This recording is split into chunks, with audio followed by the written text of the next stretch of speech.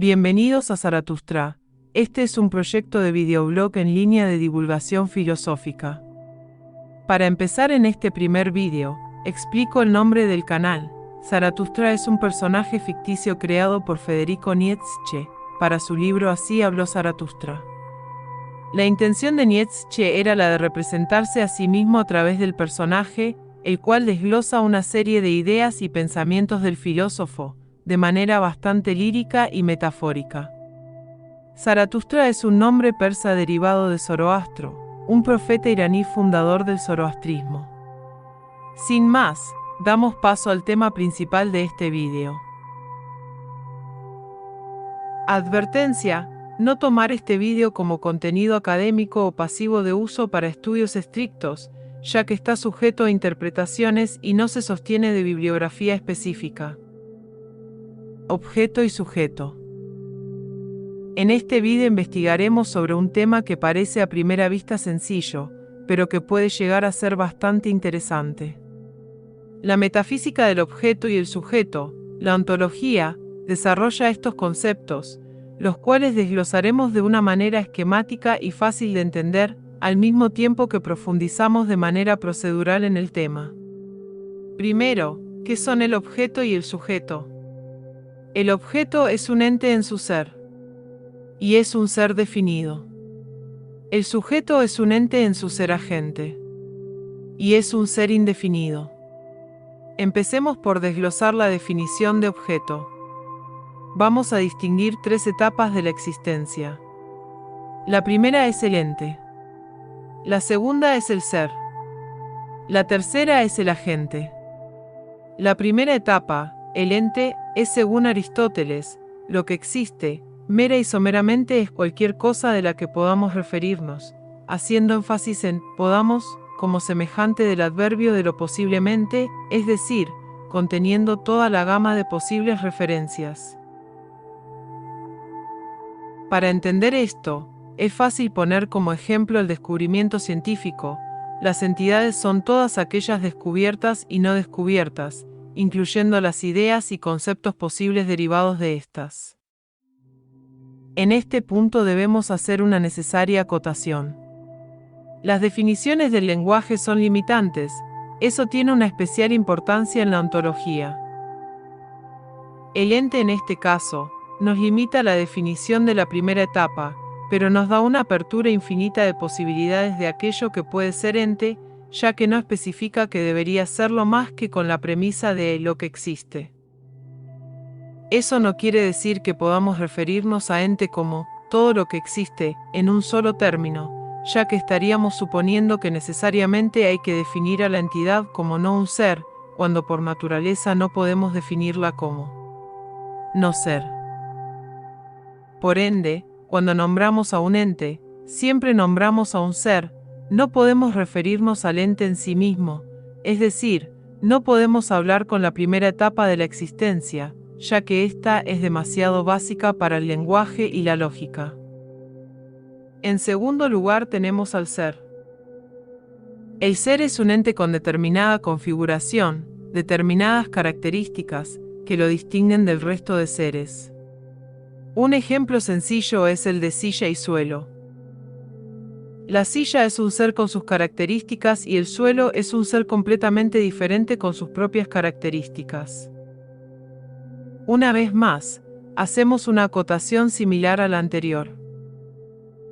Podemos referirnos al conjunto de seres, igual que al conjunto de entidades, y al ente y al ser como un concepto genérico, pero a diferencia del ente, el ser tiene una condición más avanzada a la de ente, que es la de tener una configuración. Empero, no existe ente que no la tenga, y por ende, al ser todos seres, la primera etapa de la existencia aquí se entiende como una etapa del principio de razón suficiente, es decir, que no es realmente empírica. Es una noción a priori, lo cual explica la acotación anterior de manera metafísica.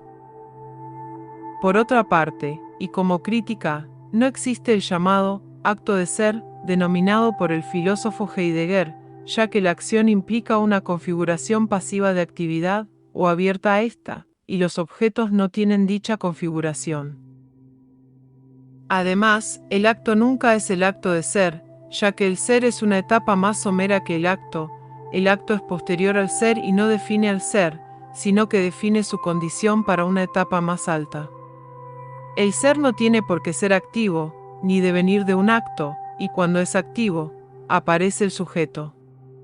Estoy segura que esta crítica es realizada antes por Schopenhauer, pero de una manera bastante más sujeta a su filosofía que a la ontología general. El objeto finalmente se define como el ente en su ser, es decir, de manera más simple, como el ser pasivo y definido. ¿Por qué decimos que el objeto es un ser pasivo y definido? Pues porque en primer lugar el objeto nunca es un ser activo, no tiene una configuración con la capacidad de actividad, a excepción del objeto inmediato, que es una categoría distinta a objeto y sujeto y un concepto que trataremos al final de este vídeo. Y es definido porque la definición de objeto, ser, no especifica cuál ser, y por ende siempre debe definirse cuál es el ser objeto. Ejemplo: objeto vídeo, objeto silla, objeto avión, objeto idea, objeto conceptual u objeto categórico que engloba a otros objetos. La definición de objeto, ente en su ser, limita su naturaleza en su falta de especificidad.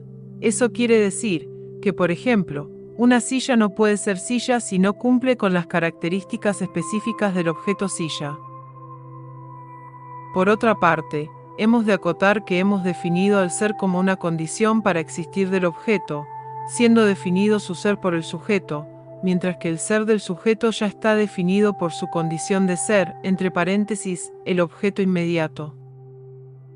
También, en otro ámbito de esta definición, decimos que el objeto es un ser definido debido a la concepción, a veces parcial, y de ciertas corrientes filosóficas, de que el objeto es definido siempre por el sujeto.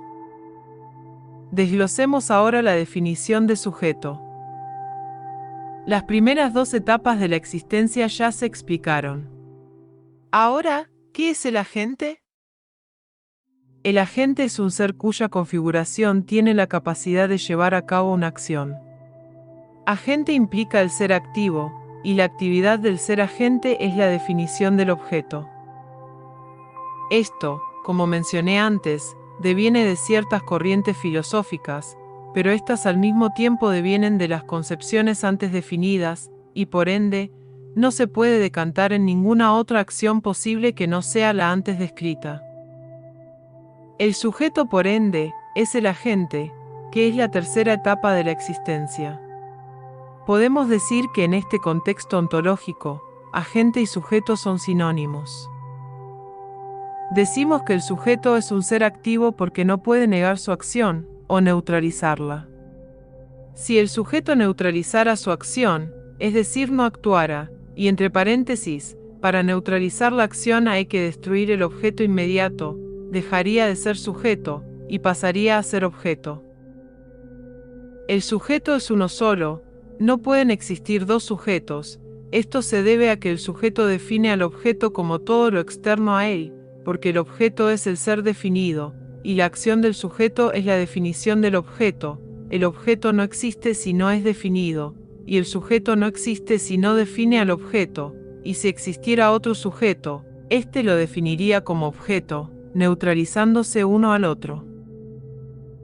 Aquí debemos acotar que, como advertimos antes, el ser es siempre, pero la audiencia atenta habrá notado que si el ser objeto es definido por el sujeto, entonces el ser debería ser también una concepción a priori. Y de hecho lo es, porque empíricamente solo existen el objeto y sujeto, y la acción de definir el ser es utilitaria para la lógica y el lenguaje, y esto mantiene la crítica a Heidegger. Sin embargo, a diferencia del ente, la definición del ser recae inmediatamente en la expresión de todo enunciado, es decir, es autónoma de cualquier otro precepto, no así el ente que refiere a lo que existe, porque el ser ya asume que existe, y por otra parte, es en sí mismo lo que es, con su identidad definida. Por eso el agente también es ser, y todo es ser siempre y cuando tenga una identidad. La identidad es otra estructura conceptual a priori, y también es meramente utilitaria para entender que un ser existe solo una vez y no dos veces, y solo es idéntico a sí mismo.